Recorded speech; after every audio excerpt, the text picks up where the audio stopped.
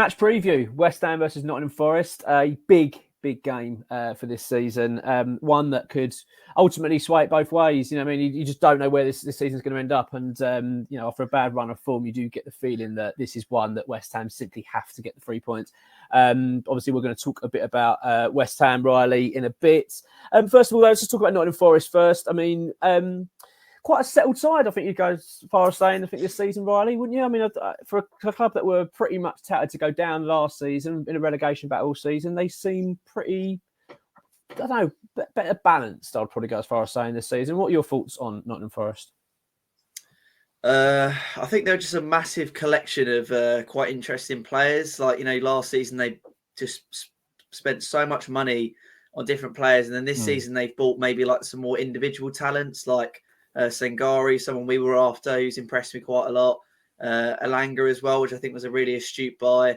Of course, Awani as well has now come into his own and sort of proven himself as a Premier League striker. So I think they've really come together as a side. They've not really impressed me too much in the Premier League.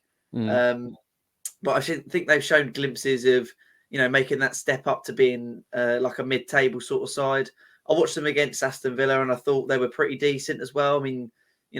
Considering we'd lost to them 4-1, I think the week before. Obviously, I know that they play a lot worse away from home than at home. But I think Forest have, they haven't really impressed me too much. But they haven't given me any cause for concern as to whether they're going to get relegated this year. So I think they've got some good individual talents, and obviously those are what we need to watch out for. Yeah, I agree. I think if you're a Nottingham Forest fan, you're probably pretty pleased about actually how things are. They've come up last season, they've survived. That was always the objective. I think survival again is their main objective. I don't think they're going to have any more other aspirations than that. And obviously then you look to build and grow. But I just get the feeling that, considering the fact that, by the way, they've lost Brennan Johnson, I think they've handled it quite well. They don't look like a side that's lost a key player. They look like they actually look like better off for it in a sense. And I don't know, I'm just very impressed with them. They just seem a little bit, as you say, I don't watch them and think, wow, this is a side that are going places. But I do look at them and think, you know what, are they going to go down this season? Probably not. And I think most of Nottingham Forest fans would be happy with that, which I think is impressive. Steve Cooper's an interesting one, though, in terms of his how he's getting on there. If you remember last season, Riley, he was touted to go. He was going to be sacked. These new owners have all this ambition. They spent all this money, etc., etc. But they offered him a new deal in the face of all of that going on. He was expecting an announcement to say, right, we're getting rid of the manager. We're going to bring someone else in. That was kind of widely accepted that was going to happen. But they actually went the other way. And it seems to be paying off. Although I will say, and I'm obviously not a Forest fan, so I'm not close enough to it. But from what I understand it, Nottingham Forest aren't overly happy with the manager, which somewhat echoes West Ham's situation. What's your feelings on Steve Cooper? Do you think he's you impressed with him, or do you think he's someone they need to be looking to improve upon? Well, obviously it was ourselves and Forest and a few other clubs that were touted to go down last season, and I think we obviously kept our manager, they kept theirs. Wolves got rid of their manager at some stage in the season, stayed up. So did Everton very, very narrowly. Obviously, I think the three sides that went down also got rid of their manager. So there was a big debate, of course, about whether, they should get rid of Steve Cooper for the football that they were playing. But I guess sometimes you just got to reward a manager when he's got you to that sort of level. But I do think that it's very strange in the way that they do transfers. Like, I'm not sure if that's a Steve Cooper thing or if it's similar to the Chelsea sort of situation where the owner's taken over and deciding in all of the transfers.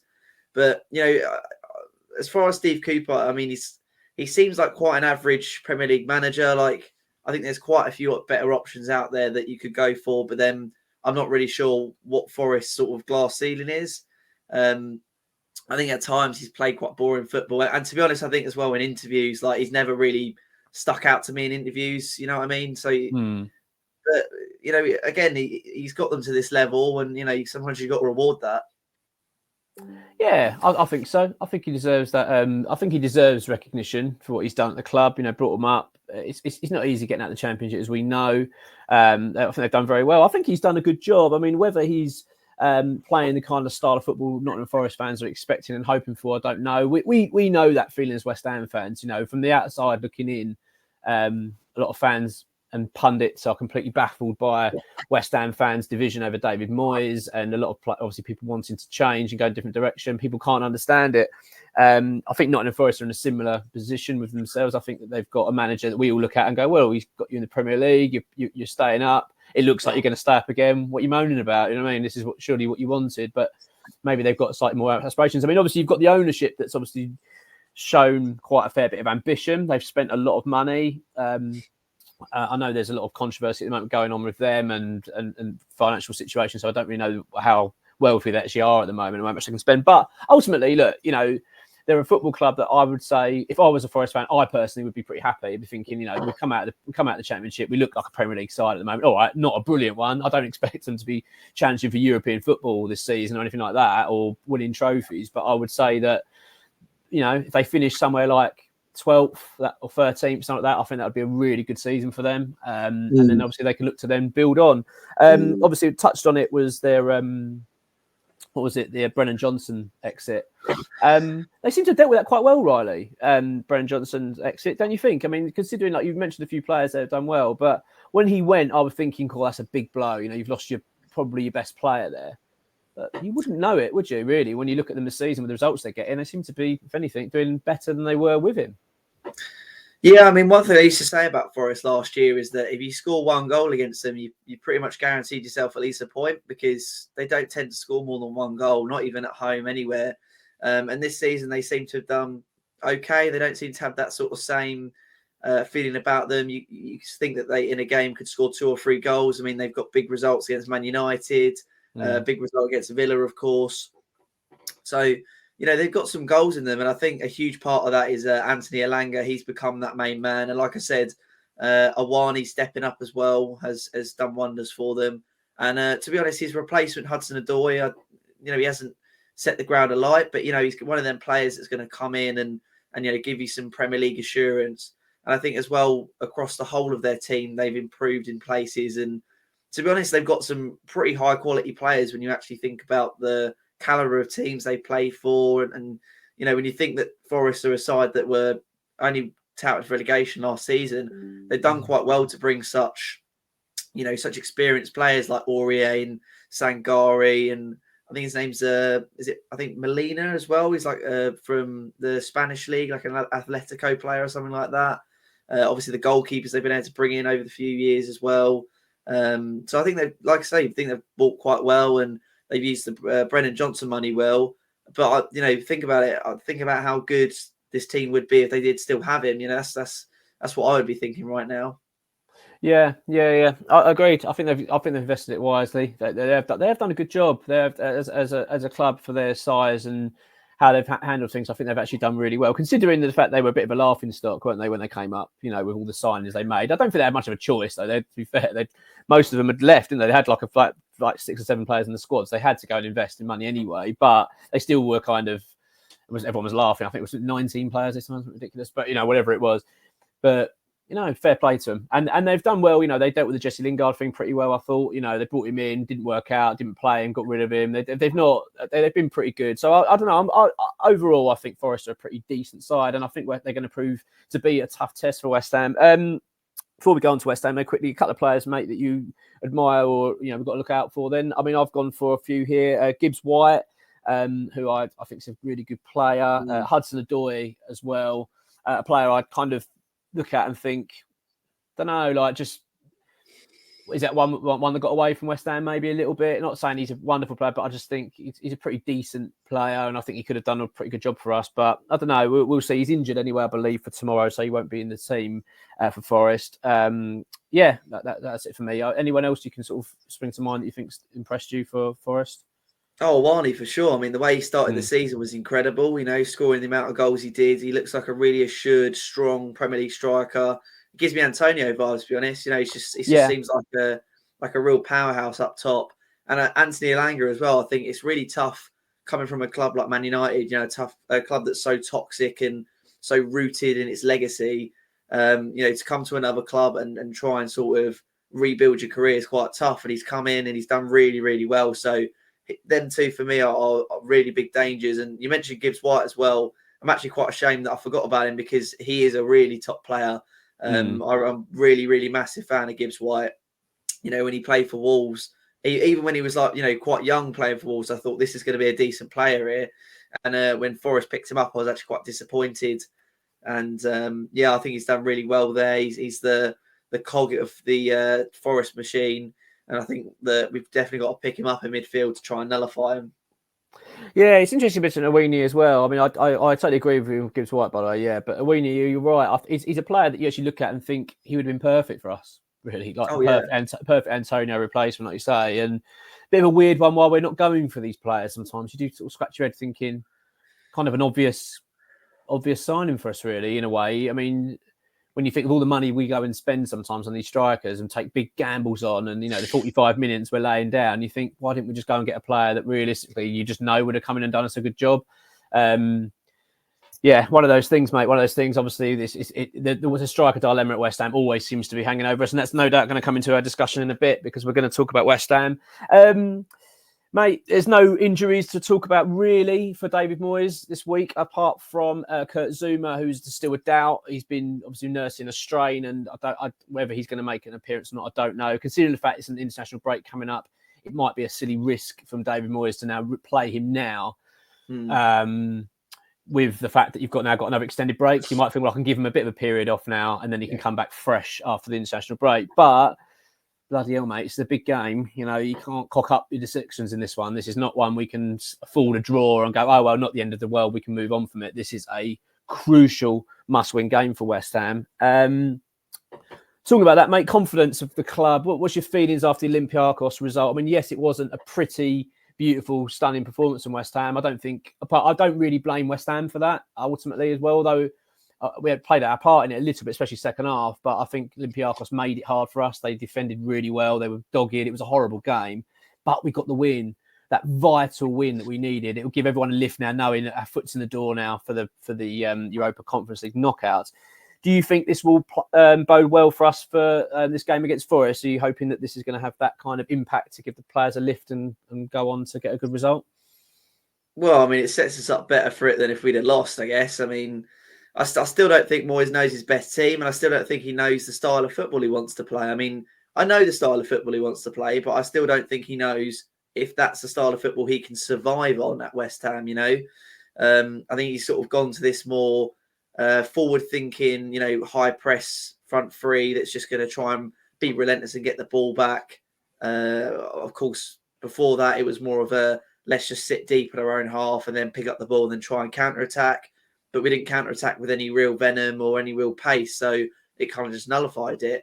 And then we tried to play the whole possession football and playing in the own half, and then we tried to play the long ball into the box and get Souček and Antonio in there, and it just hasn't worked. So, you know, I'm not sure if he knows what style of football he thinks he can survive on at West Ham. I'm not sure he knows what his best team is. I mean, you know, do you know what Moyes' best team is at the moment?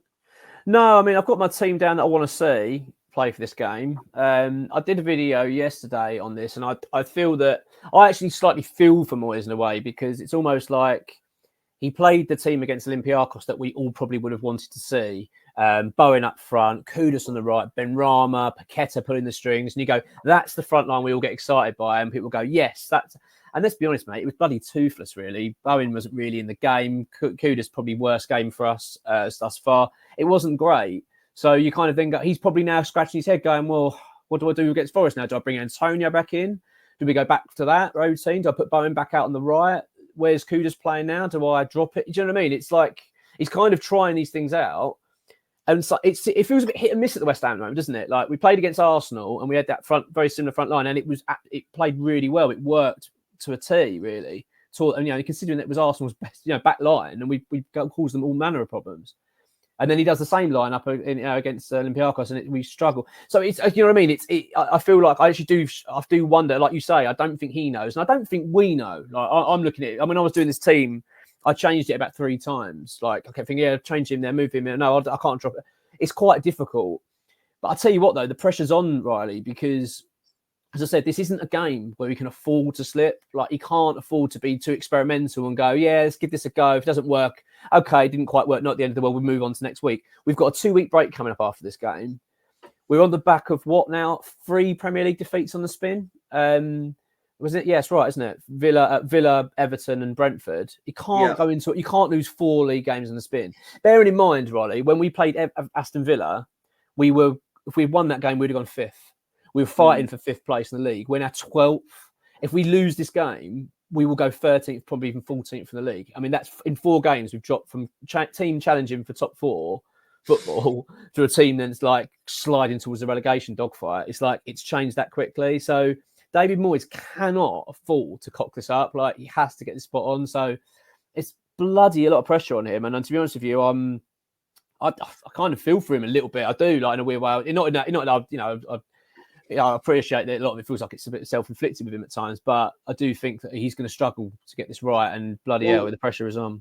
Well, mate, we started off the season so well, and we were playing this, who cares about possession football? Let's just counter-attack well, and it did wonders, didn't it? But looking back on that, do you think that was a bit of a fluke or a bit of just a run of luck?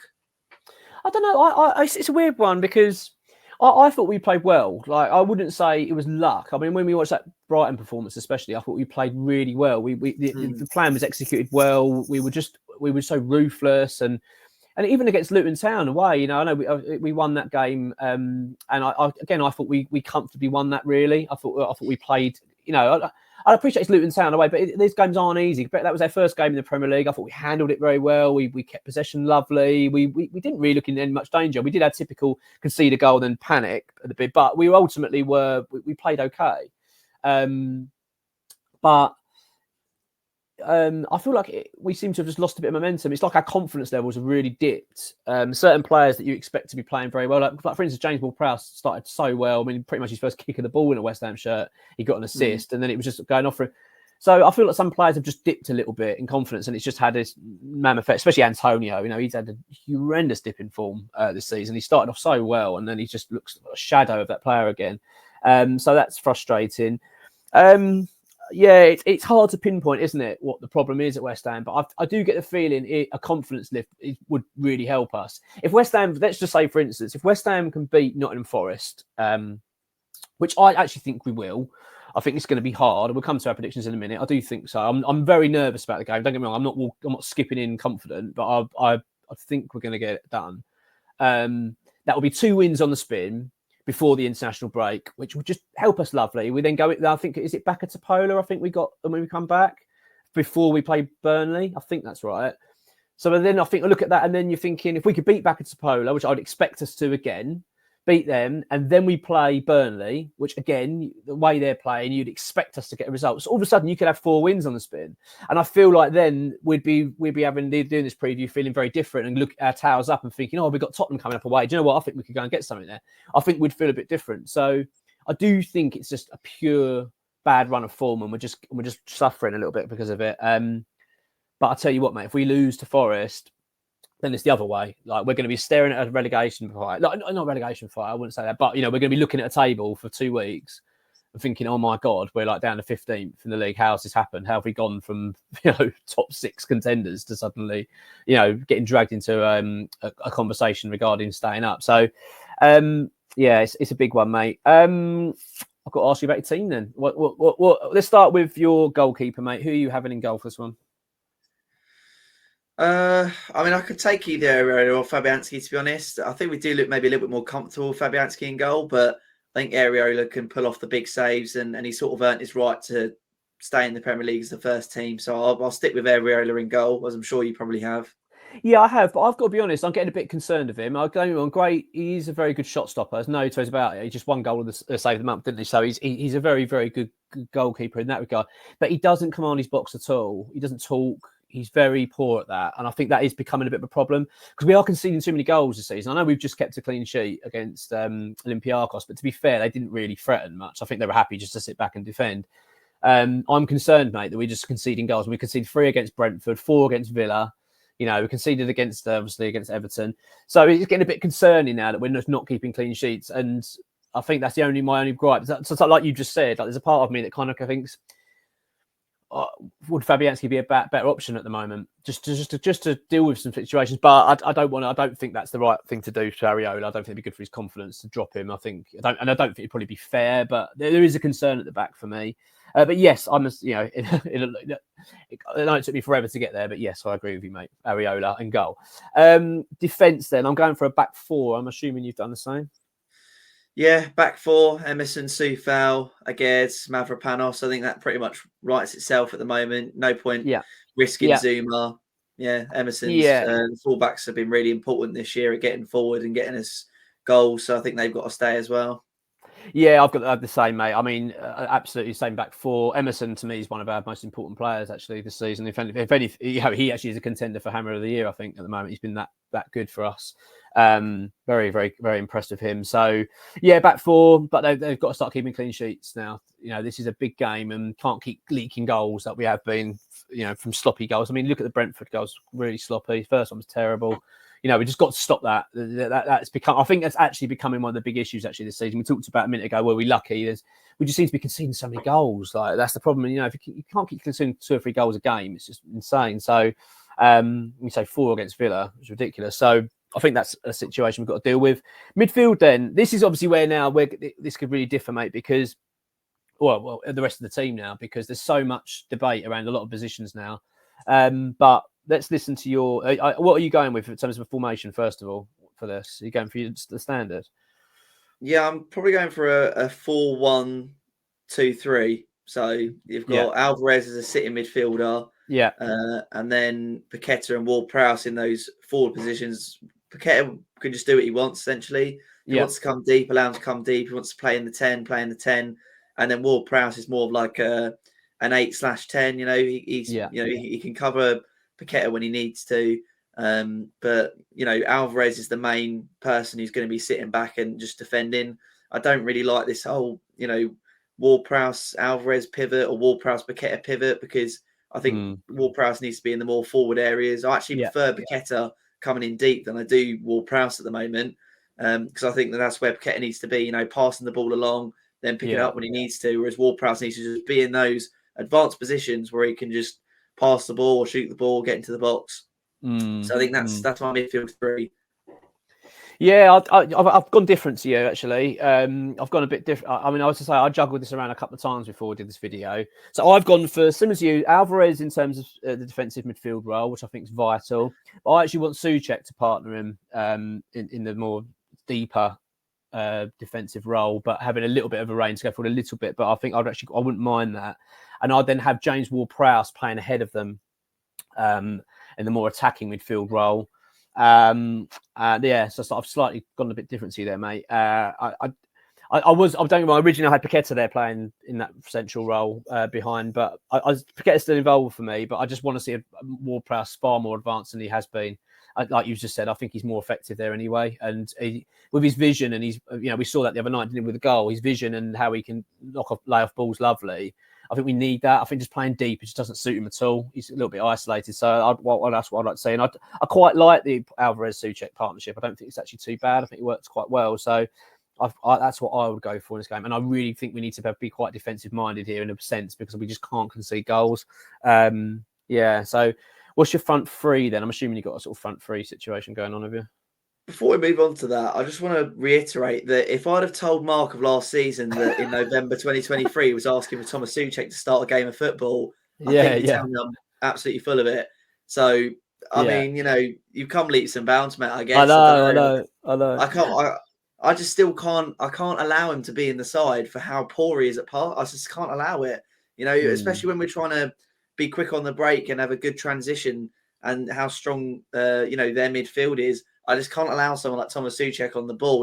He looks scared of the ball every time he's there. I just can't allow it. But it's your team, mate. You go for it. I'm going for it. I know. It's a gamble. I know. He's convinced me. No, I just think, as I say, my decision making was more about just being a bit tighter at the back, and I just think a bit of height there. He's I know he's not wonderful on the ball, Souček, but he's good in the air, and he does get stuck in, and he's not frightened to put his body on the line. I think we're going to need that a little bit against Forest. We just can't afford to lose this game, and I just want to be very mindful of the back. rather than just thinking about how we're going to score goals. I'm thinking about how we don't concede any. So that's my rule of thinking behind that.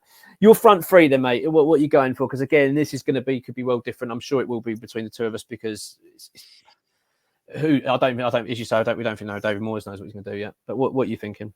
Yeah, I think Antonio needs to stew on the bench a little bit, to be honest with you. I think with the way he's been playing, I mean, that chance against Brentford was just horrendous. I mean, he leaves it and his mate's got a tap in, Where's the awareness? How is he not looking around him and knowing where he's, if you're in a front three, you need to know where your right winger and your left winger are at all times because you're a front three, you're a unit. If the ball comes in, you need to know that you're not getting in the way of something, you're not offside. Like, you just need to have a bit of awareness. And the fact that you just nipped the ball away just says to me that currently he's just not, he's just not aware enough to be able to see that. He's put out a statement on that. Have you seen that?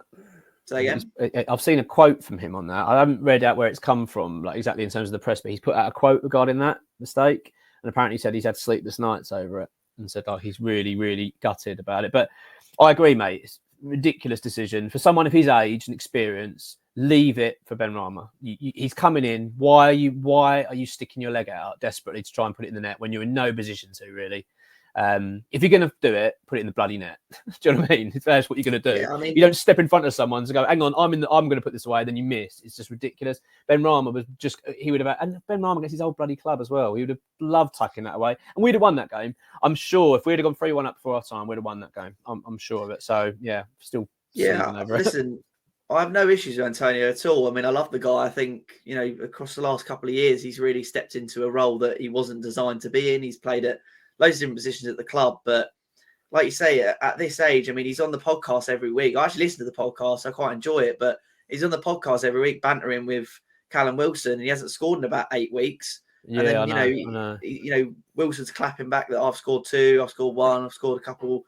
It just reiterates, as a striker, it's not always your job to score, but when you're in decisions like that, it just doesn't help, does it? So for me, I think that when we play Antonio, we have a certain way of playing, but we found out this season that we don't necessarily need that way of playing. I'm still not convinced that Bowen at striker, but I think that we just need to try and give it a go and see what happens. And with the way Kudus is playing at right wing, I think we have to facilitate that by putting Bowen up top. And then the left wing spot for me, again, is Benrahma. He might have missed a bit of finesse against Olympiacos, but I thought he was really bright on the ball. And, if he'd have got a couple more passes right and actually lifted his head up, he probably could have got a couple of assists. Yeah, I mean, do you know what, Riley? I was close to doing very similar teams to you anyway. And I agree with you again, Benrahma. I think I like his effort. I do like his effort. I put up a tweet actually this morning showing a clip of what he had a shot against Olympiacos outside the box. And literally, Bowen is just on his own in the middle, just saying, give me the ball. Just pass it here. I'm going to tuck it away. And he just shoots from 25 yards, goes wide. And you just think that's why you're not a top player. That's why you're not the level. He just hasn't got a vision. He hasn't got that decision. He's like an Antonio. He hasn't got that final decision-making process, right? He just panics and, all right, I've just got to do something. It just doesn't compose himself properly and really find it frustrating. So, unfortunately, I'm dropping Benrahma from my team. I'm going for, similar to you, Kudus on the right, Bowen up front, and I'm going to put Paqueta out on the left with the idea that he can roam a little bit and alternate. I'd like Moyes to start alternating the front three in terms of giving them a position to swap over occasionally. I don't know why he doesn't do that. Confuse the defenders. Start Bowen, Kudus out on the right, then Paqueta on the left, swap them over, and then put Bowen out on the right, put Kudus up front. Just have periods of the game where you just change it slightly just for a bit, just to throw the opposition off. But we never really seem to do that enough. We stick to one plan and that's it. That's the Moyes way, isn't it? He's not very good at in-game management and changes. But yeah, it's a tough team to call this one. Of course, we want to know what your teams are going to be and your predictions. So do get them in, because if you get your prediction right, we're going to get you into a prize draw, and then the winner of that gets a free prize, which actually is going to be the West Ham Way Christmas jumper, which is going to be released next week. We'll give an announcement about that and show you what it's all about. So yeah, to do so on that. Obviously, give us your team and your predictions. Right. So Riley, we've got your team. Just quickly run us through it quickly again, mate. Quickly. So you've got Areola, Soufal, Mavropanos, Gerd, Emerson. And who you got then, the rest? I've then got Alvarez, Paqueta, Ward-Prowse, Kudus, Bowen, and Benrahma. Pretty much the same team that played against Olympiacos, I'm pretty sure. Yeah, fair enough. That is. Yeah, I've gone to for Areola, Soufal, Mavropanos are good. Emerson, Alvarez, and Souček in the midfield. Wall-Press more advanced. Kudus on the right, Bowen, and then Paqueta out on the left. Predictions for myself in this one, matey. I'm going to go for West Ham 1, Nottingham Forest 0. I think we're just going to scrape it over the line. I don't think this is going to be a bloody good game, mate. I think it's going to be an ugly, horrible slog fest of a match. But I much like it was against Olympiacos, I think we're going to be patient. I think we're going to be dogged. I think we're going to be really defensive minded, really, really careful. Because they're no pushover. But I think we might just get this way over the line. And I bloody hope we do. What's your predictions? I think it's a case of two sides that play better when they're at home, and luckily for us, we're at home. So I reckon it's going to be 2-1 to West Ham, and hopefully that jumper's mine. Yeah, I never know, mate. You never bloody know.